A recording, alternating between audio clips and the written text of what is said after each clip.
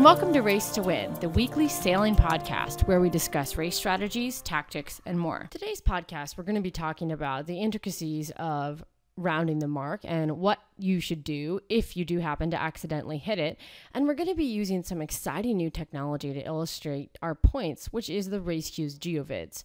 And that's what you see here. On the left-hand side, you have a video that was shot with a GoPro or another action camera. And then on the right, you have the raceQs 3D replay. The exciting part is that the replay and the video feed are time and geographically synced together. As we watch the actions of the sailors on the boat, we can see how that directly influenced the performance and even watch it in the 3D replay. It's pretty neat technology.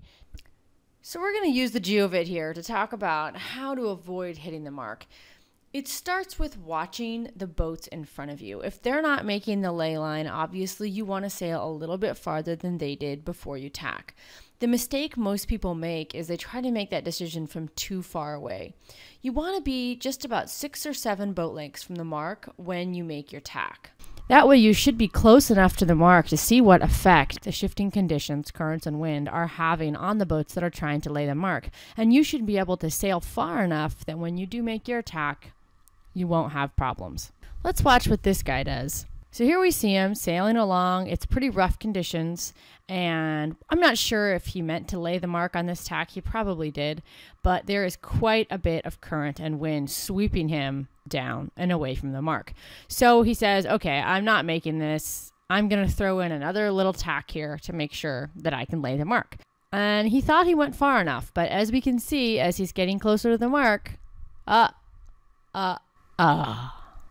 boom. Hits the mark. Now, I went back and looked at this frame by frame to try to figure out why he had hit the mark, because it looked like he was making it. And then I noticed that the jib is completely let go right before they hit the mark. And that's why they hit the mark. And that's a really good example of using a GeoVid to evaluate a performance. The rule used to be you hit the mark, you have to do a 360-degree turn. That is not the rule anymore. Now it says if you hit the mark, execute one turn that must include one tack and one jibe. So in some situations, like if you're on a reach to another reach, you may not actually end up going all the way 360 degrees. That's okay. In this video, they hit the mark, but they still went around it. So that means that they can do their penalty turn somewhere else if they would like to. However, if you hit the mark and then slid off and went below it, you're going to need to make a turn around the mark anyways, so that can count as your penalty turn as well. It's important to note, you hit the mark. You can't just keep sailing all the way to the next mark and then say, oh, this is a good time, there's nobody around, quick, let's flip a 360. The rule says as soon as you are safely able to execute the turn, you need to do so. So let's say you've hit the mark and you've fouled a boat. So you've broken 2 rules. Okay, so you broke a right-of-way rule, you got to do 2 turns. You also hit the mark, so you have to do 1 turn. 3 turns? No. The rule says when you've broken a rule of Part 2 and 31 at the same time, you don't have to take a penalty for breaking Rule 31. And basically what that means is you only have to do 2 turns because you don't have to do the turn for the hitting the mark, because 3 turns would just make you dizzy and it's unreasonable. So just to sum up, avoid hitting the mark by watching the ley lines of the other boats and by not making your tack until you're about 6 or 7 boat lengths from the mark. If you do mess up and you still hit the mark, as long as you go around it, you can take your penalty turn as soon as it is safe.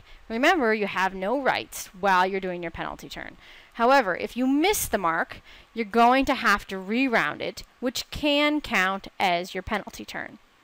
And lastly, if you hit the mark and foul somebody within the 3 boat length zone, you are only required to do 2 penalty turns. Happy sailing and see you next time.